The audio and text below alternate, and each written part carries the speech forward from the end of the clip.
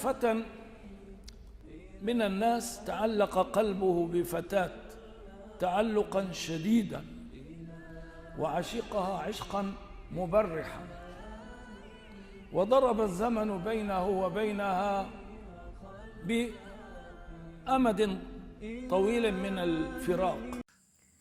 Dikisahkan terdapat seorang pemuda yang hatinya tertambat sekali pada seorang wanita. Ia mencintainya dengan cinta yang sangat mendalam dan menyiksa. Lantas waktu memisahkan keduanya dalam rentang masa perpisahan yang begitu panjang. وبعد حين شاء الله عز وجل أن يلتقيا،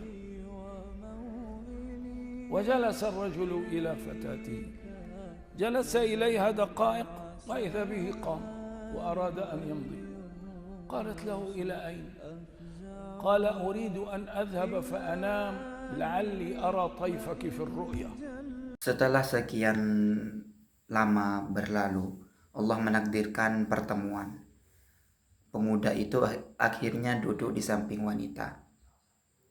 Namun baru beberapa menit berselang, sang pemuda itu tiba-tiba bangkit dan beranjak pergi. Kemudian sang wanita bertanya dengan heran, "Hendak kemana engkau?"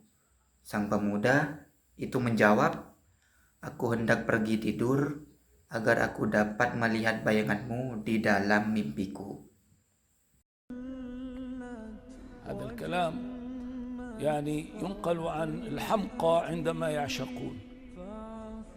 يريد الآن أكرمه الله بالحقيقة، كان يتسلى بطيف محبوبه في المنام أو بالخيال أو نحو ذلك، لأنه لم يكن يملك أن يرى الحقيقة. طيب الآن رأيت الحقيقة، لا يزال يحن إلى ماذا؟ إلى الطيف، إلى المجاز.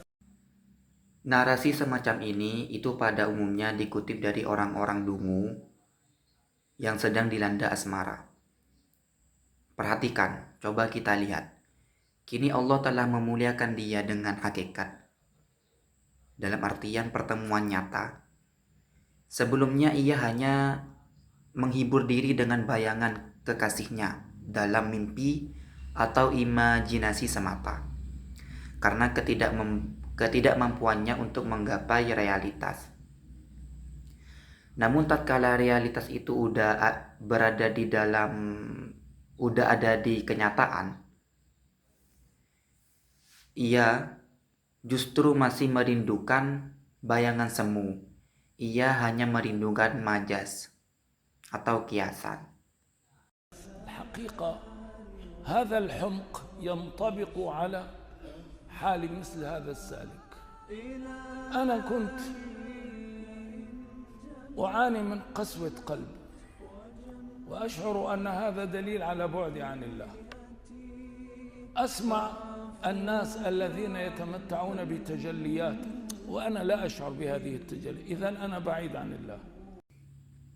Secara substansial, kandungan semacam ini merefleksikan kondisi seorang salik. Dalam artian penempuh jalan spiritual seperti saya. Dahulu saya menderita karena kekerasan hati dan menganggap hal tersebut sebagai indikator jauhnya saya dari Allah Subhanahu wa taala. Saya mendengar narasi tentang orang-orang yang menikmati tajalliyat, dalam kurung orang yang bisa menikmati cahaya ilahi. Sementara saya hampa tanpa merasakannya. Kesimpulan saat itu, saya jauh dari Allah. أصبحت أقوم في الأسحار وأسأل الله يا رب أكرمني بما يدلني على قربي منك، أكرمني بهذه الواردات، أكرمني بهذه التجليات حتى أعلم أنني قريب منك. Lantas saya mendirikan malam di waktu sahur, memohon kepada Allah Subhanahu wa taala, "Ya Rabbi, muliakanlah aku dengan sesuatu yang menjadi bukti kedekatanku denganmu. Karuniakanlah aku waridat, limpahan spiritual ini Berikan aku tajalliat ini, agar aku memiliki kepastian ilmu bahwa aku benar-benar dekat denganmu. استجاب الباري عز وجل لي وجاءتني هذه الواردات مثلا، هذه المشاعر من الخشية، هذه الشفافية، هذه الأنوار، فأصبحت أفرح بها وأركن إليها وأتحدث عنها، ونسيت الإله الذي كنت أطرق بابه وأقول له يا ربي أنا بعيد عنك قربني إليك بهذه الواردات. Allah Al-Bari pun mengabulkan permohonan tersebut. Datanglah waridat itu kepada saya, sebuah perasaan takut atau khosyah, kejernihan batin, dan cahaya-cahaya spiritual.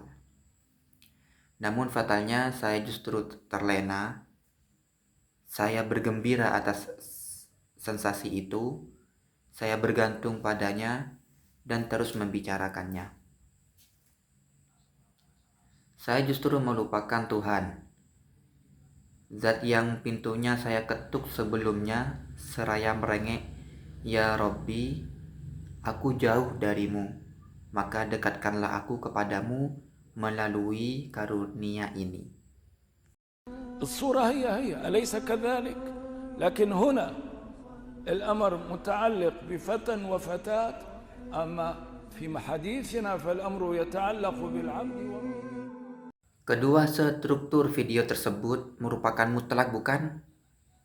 Hanya saja kisah pertama berkaitan dengan hubungan romansa antar manusia, sedangkan dalam diskursus kita saat ini perkaranya berkaitan fundamental antara seorang hamba dengan penciptanya atau dengan Tuhannya.